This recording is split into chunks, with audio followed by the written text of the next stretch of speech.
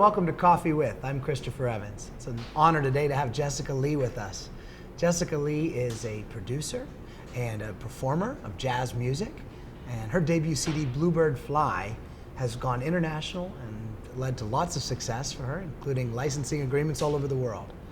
So Jessica, welcome. Thank you very much. I'm glad to be here. It's good to have you. Tell us a little bit about how you got into music. Well, wow, 5 years old, so it was a long time ago that I got into music, really long time ago. I started in church and singing in church and all of that, and then I played piano since I was 5 years old. So, you know, it's been a lifelong kind of a thing for me. And you're also an entrepreneur. Yes. You have your own production company, your own label. Yes. Talk to us a little bit about that. Yeah, well, I went to school at Duke University, and I decided to go to law school because there was an entertainment law professor there who said you need to know the business side of the music profession. And so, you know, I thought about it. I went to law school specifically for entertainment and business law. And I decided that was really important to have a business background if I wanted to be an artist entrepreneur, and it's really paid off. So tell us a little bit about some of your strongest influences from the music side of things. Probably one of my biggest influences is Sarah Vaughan. And when I was young and I was first in undergrad, I was playing the piano and singing in a little practice room in North Carolina at Duke. And an older gentleman in a suit came into my room, an African-American gentleman in a suit, took my music off the piano, and he said, "Now play something and sing something for me." And I said, "I'm sorry, sir, I learned through my eyes. You know, I learned to play the piano by reading initially." And he said, "Well, you don't know all of music yet." And that was Paul Jeffrey, the head of the jazz department there. He gave me my first tape, like cassette tape, you know, of Sarah Vaughan. Sure. And I listened to that tape for like 3 years straight in my little car down there, you know, and it just, her singing really changed my life. I was starting to get a little bit like in a rut and a little bored.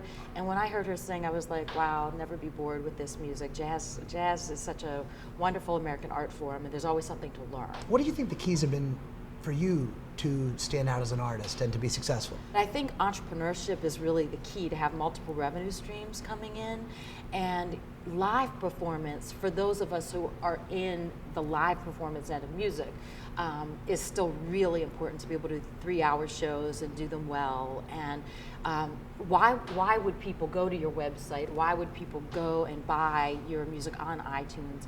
A lot of it is if they see you. Absolutely. And they hear you in person. What do you see as far as trends go with live music around the country? That's a really good question. I mean, I think everything has business cycles, everything. And I see like a lot of smaller clubs popping back up again right now. Even here in Pittsburgh, you know, we have Little E's Jazz Club, which has been doing well. James Street has popped back up again, you know, on the north side, and it's doing really, really well with wonderful entrepreneurial owners. And you'll see that from time to time, that people demand live music again, and will come and support it. And I've seen that recently in the Pittsburgh region, which is wonderful, because I think we need a clustering of venues that will support live music to encourage people to come out, walk around, go and see different groups performing live, you know, within clusters of activities. So I think we're just naturally seeing more music entrepreneurs presenting live music again, which is good. So you're actually involved pretty directly with some groups that are an inspiration and help fuel entrepreneurialism in the music scene and education.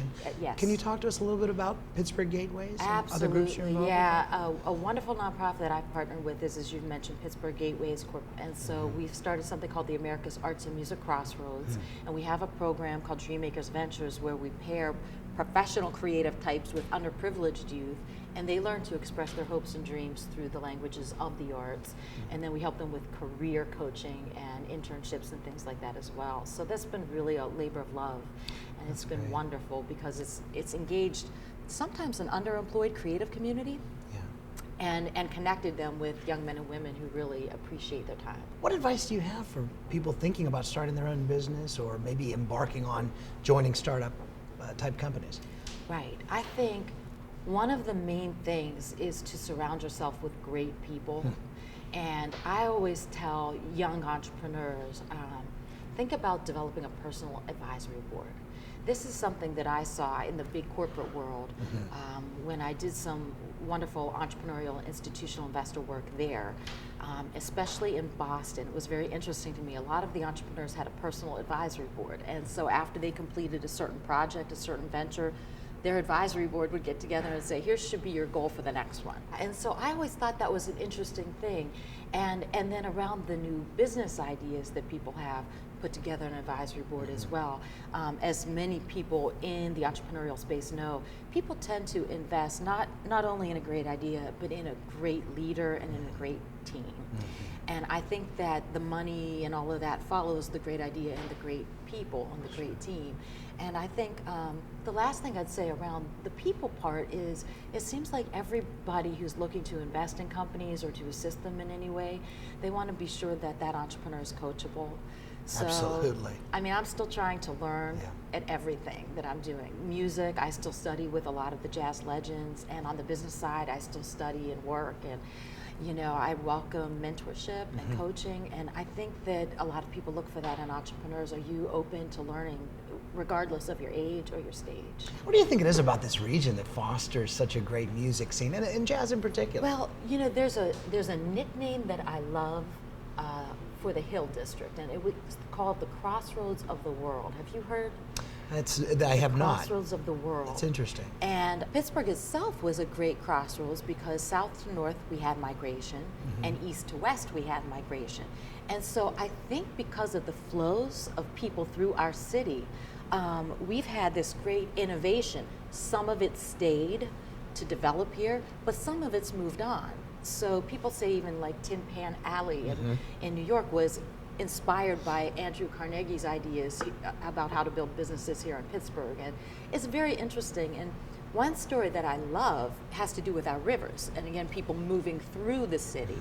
Louis Armstrong came up on a riverboat and met Earl Father Hines, a pianist from Pittsburgh who developed the single note piano solo.